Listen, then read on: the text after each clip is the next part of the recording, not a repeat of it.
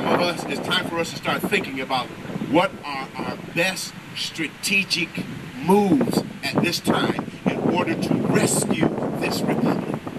And I believe that's why you're here, because most of us recognize that the threat is intense, it is overwhelming, it's foreboding. And it seems to me that if we don't get our arms around what it is that we're facing, we're not going to be effective in pushing back against our enemy. So I want you to pay attention carefully to what I'm about to say to you, because I believe it is a strategy that can work. The conservative movement is faced with the challenge of harnessing the energy of those of us who have reacted to this cataclysmic change that has been forced upon us by the progressive liberals and the power elite who are seeking to radically change our nation into a socialistic utopia. This effort is not a new movement or new to our struggle to maintain our liberties, but rather one that has been coming at us since the beginning of the 20th century. This is not new. There's nothing new under the sun, the Bible says.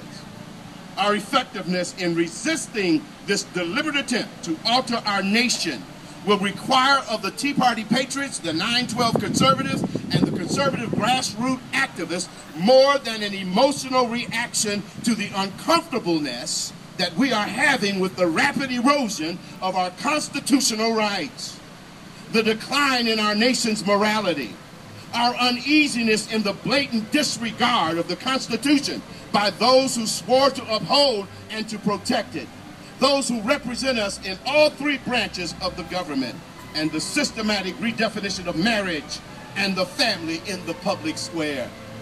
This is the stuff that we're facing. This is the stuff that we're facing. Men and women, I have no confidence in the three branches of our government today. None whatsoever. And while you're holding your breath, waiting for what Justice Kennedy is going to do, I believe he's going to sell us out as he has done in the past. He'll do it again. And Obamacare will come crashing down your throat at a rate that will be absolutely staggering.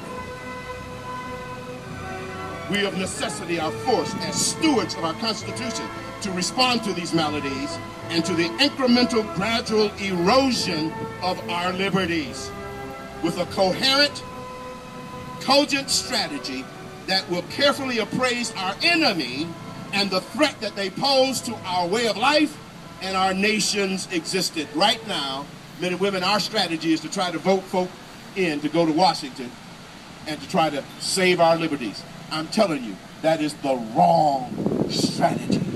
That is the wrong strategy. 2010 has netted us nothing at this point. If you're honest, if you're brutally honest, we went out and voted Tea Party candidates in. And what do we have in return? We have John Boehner selling us out at every turn. Mitch McConnell supporting the president at every turn. Men and women, when John Boehner and Mitch McConnell did not stand up and say that the NDAA, the National Defense Authorization Act, was unconstitutional, that was very telling. That was very telling if we were paying attention. We don't have the kind of leadership in the Republican Party that is representing our interests, the protection of our Constitution and our liberties. We don't have it. We need to be honest. We need to be honest. We don't have it, men and women. There's another strategy. There's another strategy. Our challenge is one of mobilization. In order to effectively mobilize the conservative forces in America, there are three things that must happen going forward. Three things that must happen going forward. Number one, we must be well informed. Information asks and answers the question, what's going on? There's a need for us to help our fellow Americans know what our nation is facing and how the so-called fundamental changes that are unfolding on us now will impact our liberties and our way of life. We've got to become effective in communicating information to the public square. We must be educated.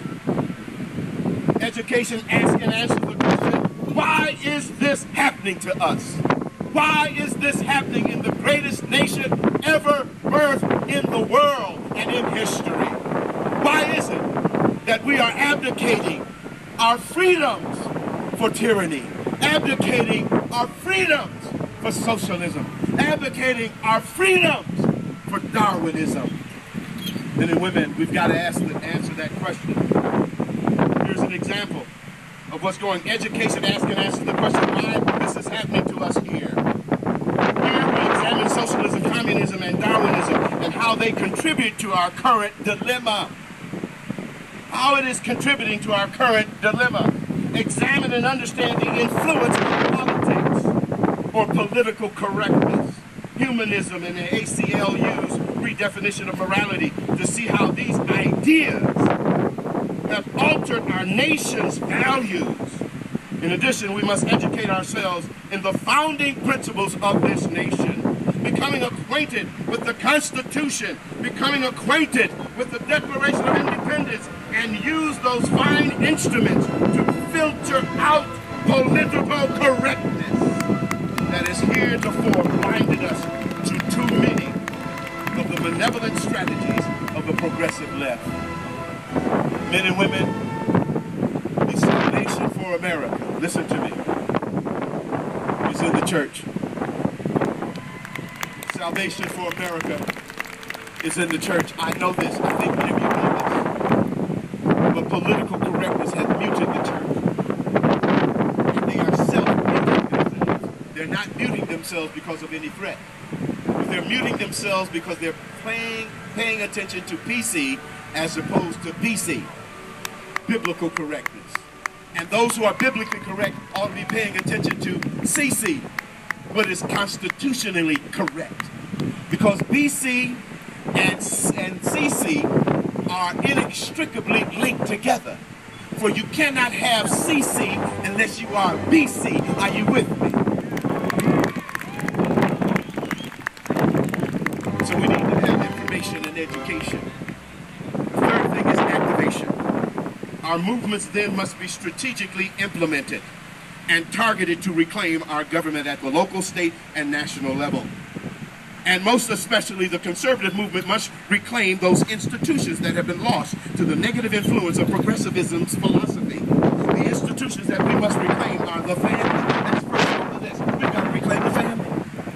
You and I got a mission here, reclaiming the family. The academic institutions that are turning out Obamatrons every graduation period. We've got to reclaim academia.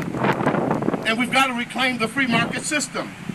And our religious institution, and above all, our government. We've got to reclaim it. The progressive have infiltrated all of these institutions, and we must be intentional and reclaim them. We must be intentional and reclaim them.